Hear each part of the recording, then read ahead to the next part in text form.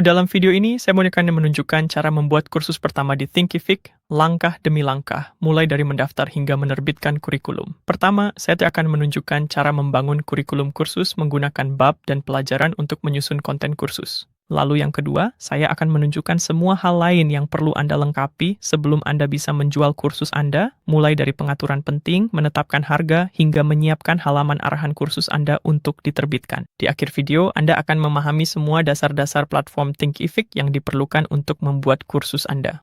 Jika Anda menonton akhir, saya akan membahas beberapa pengaturan lanjutan.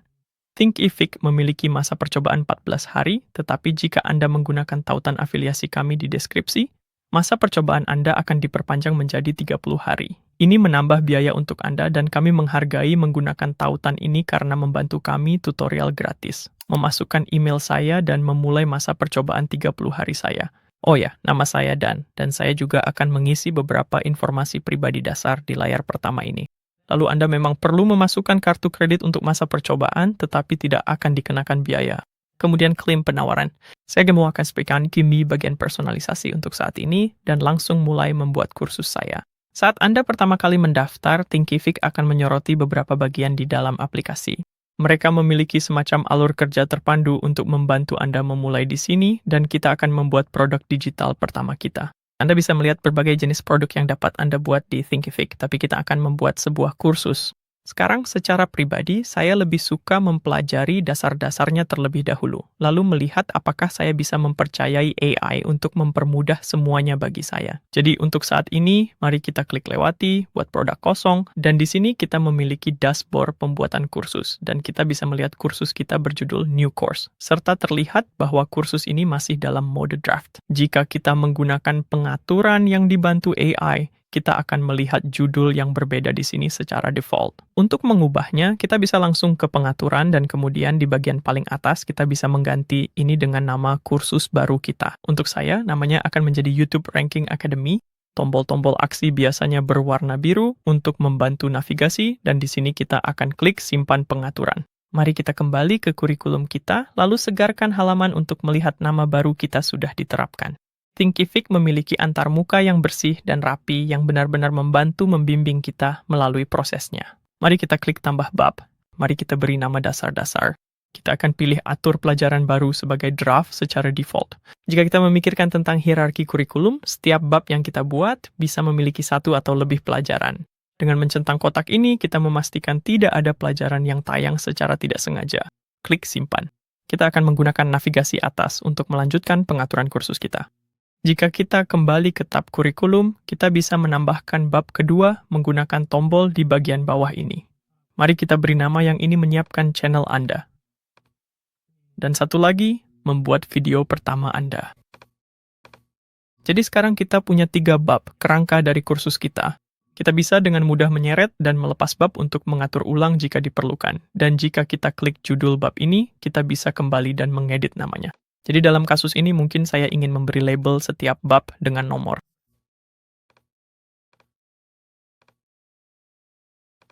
Sekarang di bawah bab 1, kita bisa menambahkan pelajaran untuk melihat berbagai jenis pelajaran. Saya akan memilih video untuk pelajaran pertama ini, tetapi perlu diingat bahwa jika fungsi ujian penting bagi Anda memerlukan paket Grow atau Plus untuk dapat mengaksesnya. Mari klik video. Untuk judul pelajaran saya akan menempelkan cara kerja algoritma. Setelah Anda mengunggah video, Anda dapat memilihnya dari menu tarik turun ini, atau karena kami tidak melakukannya, kami dapat mengunggah video yang baru terlebih dahulu. Perhatikan bahwa ukuran video maksimum adalah 2 GB. Jika Anda memiliki video yang lebih besar, Thinkific menyarankan untuk mengompres video Anda menggunakan Handbrake. Saya pernah menggunakan ini sebelumnya dan ini adalah alat yang sangat terpercaya. Mari kita telusuri file kita dan kita akan memilih file video pelajaran pertama kita. Pratinjau video di sini akan membutuhkan sedikit waktu untuk diproses setelah pengunggahan selesai. Ini akan memerlukan waktu untuk mengunggah, memproses, dan mengenkode. Sementara itu kita bisa melihat pesan ini. Thumbnail, teks tertutup, dan pengaturan akan ditemukan di perpustakaan video. Kita akan melihatnya segera setelah kita menyimpan pelajaran pertama ini. Jika Anda mau, Anda bisa menambahkan beberapa teks ke video. Saya akan menempelkan ringkasan yang sudah saya tulis sebelumnya saat saya menyiapkan kursus saya. Dan Anda memiliki semua alat normal yang biasanya Anda harapkan untuk pemformatan di sini. Kita bisa menebalkan kata algoritma misalnya, dan menambahkan beberapa poin. Dan saya tidak akan melakukannya di sini, tapi Anda juga bisa menambahkan konten yang bisa diunduh di sini. Ini bisa sangat membantu jika Anda ingin menambahkan PDF atau file untuk pelajaran apapun di mana siswa Anda perlu mengikuti materi. Di pengaturan pelajaran, Anda bisa menjadikan ini pelajaran pratinjau gratis. Saya tidak akan melakukannya saat ini. Anda bisa menjadikannya prasyarat, sehingga siswa diwajibkan menyelesaikan ini sebelum pelajaran berikutnya. Anda bisa mengaktifkan diskusi untuk pelajaran ini. Saya akan melakukannya. Dan Anda juga bisa membuat video ini dapat diunduh jika Anda mau. Kita juga bisa mengubah ikon di sini. Ada beberapa pilihan kecil dan label ini jika kita mau. Tapi saya akan membiarkan semuanya tetap sama dan menyimpan pelajaran ini. Sekarang mari kita kembali dan melihat sekilas pengaturan perpustakaan video di bawah kelola pengaturan video. Itu akan membuka perpustakaan video di tab baru. Kita dapat mengeklik di mana saja pada baris ini. Ini adalah video yang baru saja kami unggah untuk pelajaran pertama, atau kami memiliki menu di sini dan kami dapat mengeklik edit. Di bagian atas kami memiliki pratinjau video, dan tepat di bawahnya adalah gambar mini. Yang ini telah dipilih secara default, mirip dengan pemutar video lainnya. Thinkific merekomendasikan gambar beresolusi 1920x 1080 pixel dalam rasio aspek 16x9. Kita dapat mengunggahnya di sini. Mari pilih berkas kita. Cukup sederhana, tetapi kita bisa mendesain sesuatu yang lebih mendalam jika kita mau. Jika Anda menyalin pelajaran video Anda biasanya dapat mengunduhnya. Berkas SRT. Jadi saya melakukannya untuk pelajaran pertama saya. Mari kita cari itu. Saya akan pilih bahasa Inggris di sini, dan setelah Anda menyimpan, Anda dapat memilih untuk mengaktifkan teks tampil otomatis jika Anda mau. Jika kita kembali ke sini, kita dapat melihat teks ini ditampilkan di sepertiga bagian bawah. Dan kemudian kita juga bisa mengubah tampilan pemutar dengan selalu menampilkan bilah pemutaran jika kita mau, dan kita bisa mengubah warna pemutar. Jadi jika kita aktifkan ini, Anda bisa melihat bilah itu menghilang di bagian bawah. Saya suka membiarkannya tetap aktif. Dan kemudian kita bisa mengubahnya menjadi sesuatu yang lebih netral, mungkin hitam saja agar sesuai dengan thumbnail kita. Dan terakhir, jika Anda ingin melihat statistik ringkasan untuk video Anda, itu juga bisa ditemukan di perpustakaan video. Sekarang setelah kita memperbarui video ini, di perpustakaan video kita bisa kembali ke tab sebelumnya dan menyimpan pelajaran kita. Dan kita juga selalu bisa melakukan pratinjau di kanan atas sini.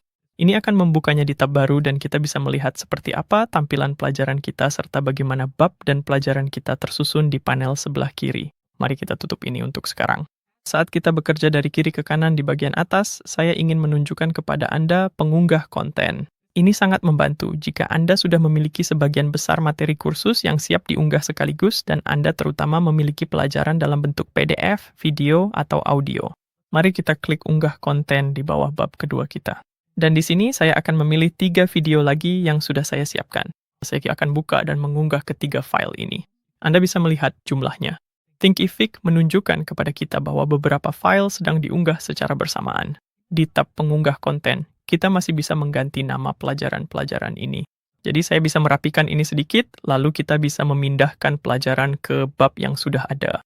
Jadi kita tidak perlu terlalu khawatir apakah kita sudah mengunggah semuanya di tempat yang benar sejak awal. Bisa ganti nama yang ini lagi. Jika Anda ingin menyalin apapun dari pelajaran sebelumnya, kita juga bisa menyalin pelajaran. Jadi di bab tujuan, misalnya saya ingin menyalin pelajaran ke bab 3, kita bisa buka menu dan pilih salin pelajaran dari, lalu kita bisa menyalin 2A misalnya, dan itu akan masuk sebagai salinan di bab 3.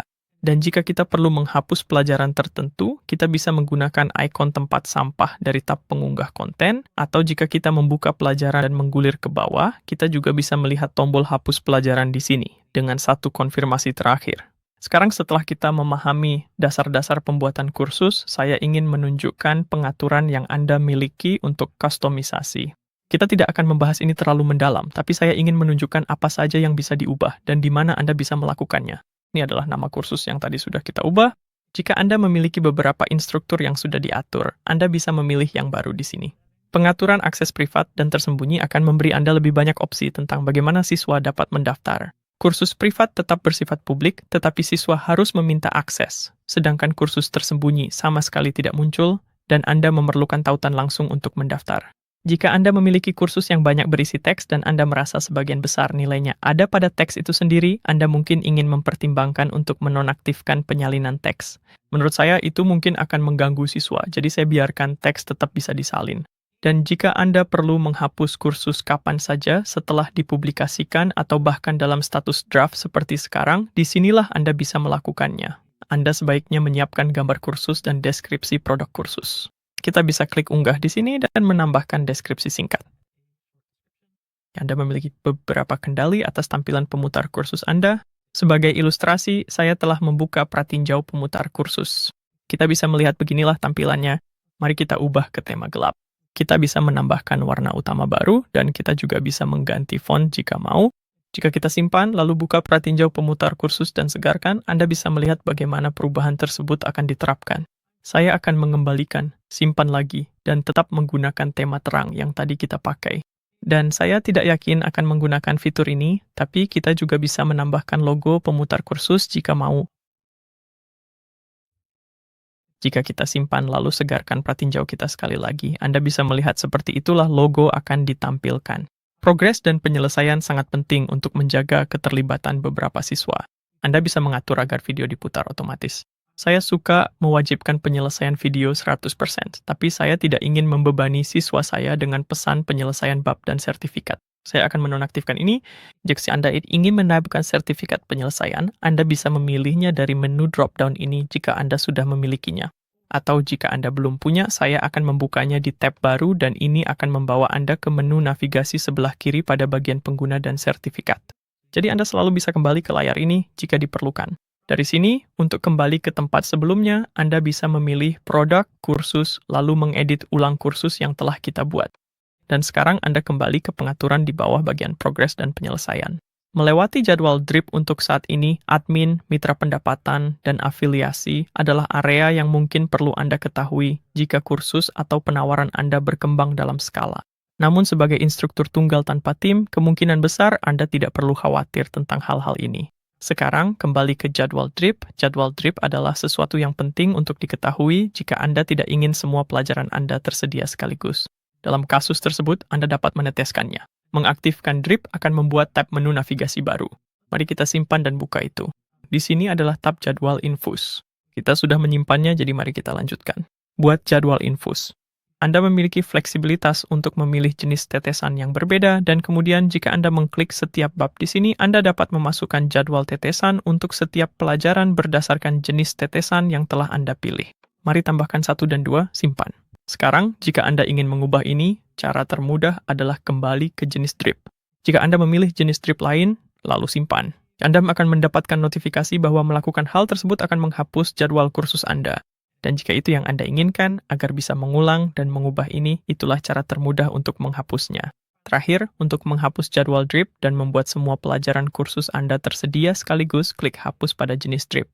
Sekali lagi, Thinkific akan memberikan peringatan kepada Anda. Mari pilih OK, lalu kembali ke pengaturan, jadwal drip, dan kemudian kita bisa mengaktifkan atau menonaktifkan jadwal drip. Dan jika kita simpan, kita seharusnya melihat tab ini menghilang. Pada titik ini, kursus kita sudah dalam kondisi baik, jadi kita perlu menentukan harga dan mengemasnya untuk dipublikasikan. Thinkific memiliki opsi harga yang cukup fleksibel, tetapi saya akan menetapkan harga kursus ini sebagai pembayaran 1 kali. Ini cocok untuk tipe audiens saya dan juga lebih sesuai mengingat fakta bahwa saya akan meluncurkan semua pelajaran sekaligus saat kursus ini tayang. Namun, ada juga fitur untuk mengenakan biaya berlangganan, pembayaran bulanan, bahkan mengatur rencana pembayaran tambahan. Saya akan mengenakan biaya $900 dan membiarkan siswa saya mendapatkan akses seumur hidup, jadi saya akan membiarkan durasi pendaftaran tetap kosong. Mari kita simpan harga utama. Dan di sini Thinkific memberi peringatan bahwa produk tidak dapat dibeli jika pengaturan pembayaran belum selesai. Itu karena kita memerlukan metode untuk menerima pembayaran saat siswa kita mendaftar. Mari kita atur pembayaran kita sekarang. Itu akan terbuka di tab baru. Dalam pesan bantuan lainnya, Thinkific menyatakan email Anda harus diverifikasi untuk mengaktifkan pemroses kartu. Jika Anda membuka email yang Anda gunakan untuk mendaftar, kemungkinan Anda akan melihat email sambutan dan Anda juga akan menerima email verifikasi yang mereka kirimkan terlebih dahulu. Dan jika Anda mengonfirmasi, itu akan membawa Anda kembali ke dashboard Anda. Mari kita tutup tab baru ini dan kotak masuk email saya. Dan jika kita menyegarkan tab asli, Thinkific telah mengenali bahwa kita telah memverifikasi akun kita.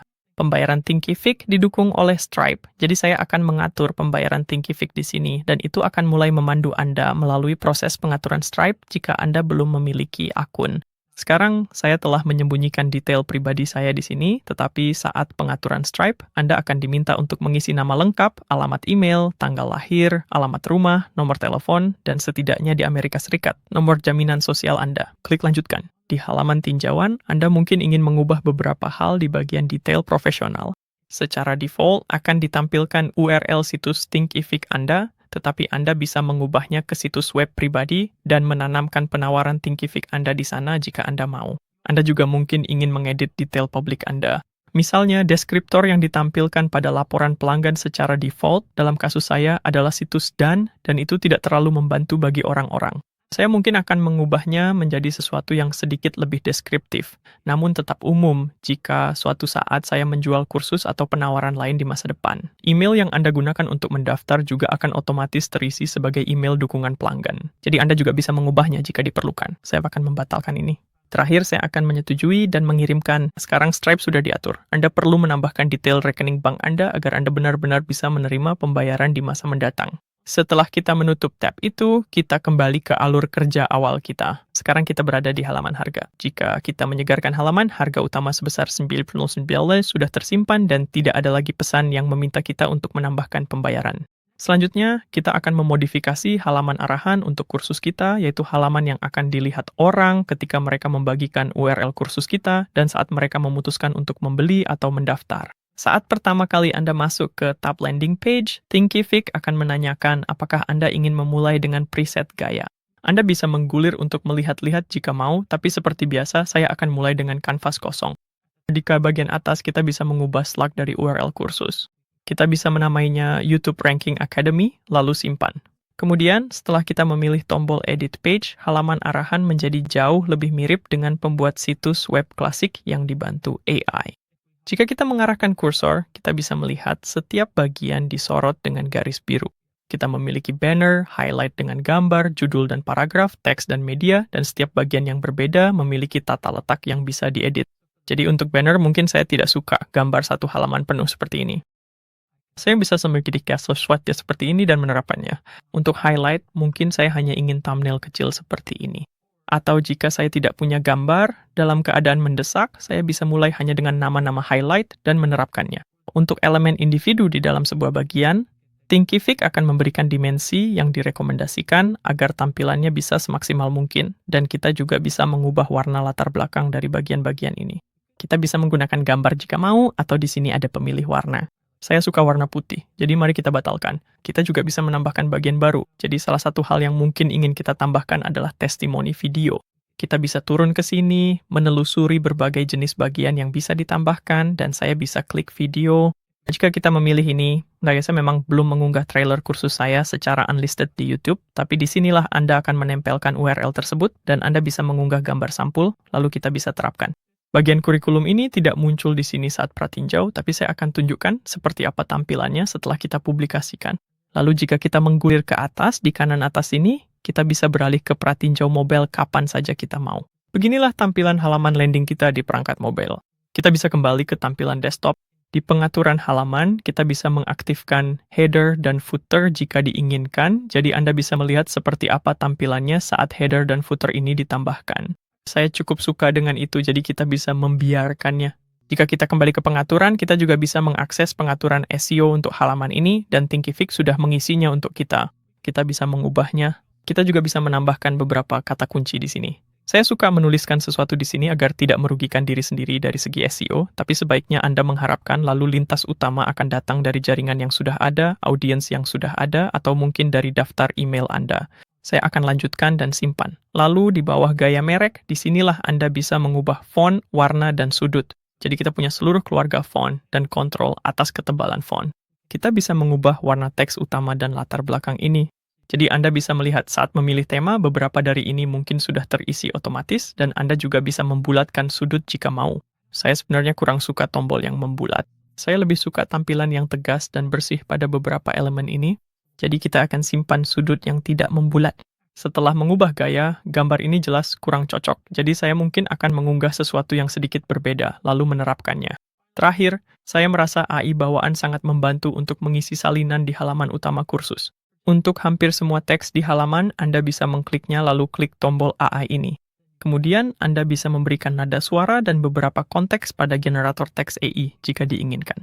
Saya ingin halaman ini terasa ramah dan mengatakan ini adalah kursus untuk mengajarkan murid-murid saya cara memeringkat video di YouTube. Dan kita bisa menghasilkan teks setelah kita melakukan regenerasi. Generator teks AI kemudian akan memberikan beberapa pilihan. Dan jelas, beberapa di antaranya akan lebih mudah kita buat sendiri dibandingkan yang lain. Tapi jika Anda bukan penulis naskah, dan saya juga bukan, ini mungkin akan sangat membantu. Ini bisa membantu Anda dengan cepat mendapatkan titik awal yang layak jika Anda tidak punya banyak pengalaman copywriting. Setelah Anda puas dengan salinan di halaman arahan Anda, mari klik simpan di kanan atas. Kita bisa keluar dari sini. Tab terakhir adalah terbitkan di bagian atas, dan akhirnya kita siap untuk menerbitkan. Sekarang, jika kita memilih terbitkan, kita akan diberi peringatan bahwa pelajaran kita masih dalam bentuk draft. Itulah yang sedang ditampilkan di sini. Jadi jika kita kembali ke kurikulum dan membuka sebuah pelajaran, kita bisa menghapus centang pada draft. Mari kita lakukan itu pada beberapa pelajaran lainnya. Jika kita kembali ke tab terbitkan, pesan itu sudah hilang dan kita bisa menyimpan. Setelah menyegarkan halaman, kita bisa melihat status draft ini sekarang sudah berubah menjadi diterbitkan. Dari dashboard kita bisa mendapatkan tautan ke kursus kita dengan pergi ke menu kursus, mengarahkan kursor ke kursus yang sudah diterbitkan, sampai kita melihat tautan bagikan. Klik bagikan kursus Anda, lalu kita bisa menyalin tautan itu di sini. Sekarang setelah kita membukanya di tab baru, hal terakhir yang perlu kita lakukan adalah mencobanya dan melihat apakah ada yang ingin kita ubah. Jadi saya sudah tahu bahwa saya mungkin ingin sedikit mengubah grafik ini. Saya ingin mengganti yang ini dengan foto asli diri saya sendiri. Dan inilah tampilan kurikulum setelah kita publikasikan. Jadi setiap pelajaran akan ditampilkan satu persatu, dan di sini saya mungkin ingin merapikan nama pelajaran ini. Selalu baik untuk melakukan pengecekan terakhir sebelum membagikannya ke audiens Anda, tepat karena alasan ini. Anda ingin tampilannya seprofesional mungkin. Dari halaman kursus, kita bisa klik edit dan kita bisa langsung melakukan perubahan tersebut. Dan jika kita menyegarkan halaman kursus kita, gambarnya sekarang terlihat sedikit lebih baik. Saya telah mengganti gambar instruktur dengan foto diri saya sendiri dan judul pelajaran kita sudah tertata dengan baik. Ini sudah terlihat siap untuk dibagikan kepada audiens kita. Tapi sebelumnya, seperti yang dijanjikan, ada beberapa fitur lanjutan yang mungkin bisa membantu Anda dalam menjual kursus yang ingin saya tunjukkan. Dan fitur-fitur itu bisa ditemukan di bawah menu penjualan, order bumps. Jika Anda memiliki dua produk, mungkin dua kursus yang saling melengkapi, Anda bisa menawarkan kursus kedua saat proses checkout dengan harga diskon. Di sini, Anda akan memilih produk order bump Anda. Ini akan menjadi produk yang ingin Anda tampilkan di halaman checkout kursus Anda. Dalam kasus kita, ini bisa saja berupa e-book tentang YouTube. Saya sebaiknya membuat digital download tersebut terlebih dahulu sebelum mengatur order bump ini. Kemudian kita akan memilih kursus kita, YouTube Ranking Academy, sebagai produk yang ingin kita tampilkan bersama order bump. Setelah itu, kita akan menentukan harga order bump, yaitu e-book tersebut, dan kita bisa menambahkan beberapa detail. Jadi, order bump adalah cara yang baik untuk menawarkan nilai lebih kepada audiens Anda dan meningkatkan pendapatan Anda. Dan jika kita pergi ke bagian kupon penjualan, itu adalah cara lain untuk menarik minat audiens yang sudah ada, terutama misalnya jika Anda ingin menawarkan kursus Anda dengan diskon pengenalan. Jadi kami dapat membuat kupon bernama Launch Demo tanpa tanggal kedaluarsa. Thinkific akan memandu Anda melalui langkah-langkah di sini. Kami akan memberikan potongan sebesar $9 pada Akademi Pemeringkatan YouTube kami dan klik lanjutkan. Kemudian kode ini akan menjadi launch goal dan kami akan mengizinkan 10 orang pertama yang memanfaatkan kupon ini untuk mendapatkan diskon ini. Dan kita bisa menabung. Dan di sini kita melihat kupon launch 10 kita dibuat. Semoga sukses dalam membuat dan menjual kursus Anda dan terima kasih telah menonton.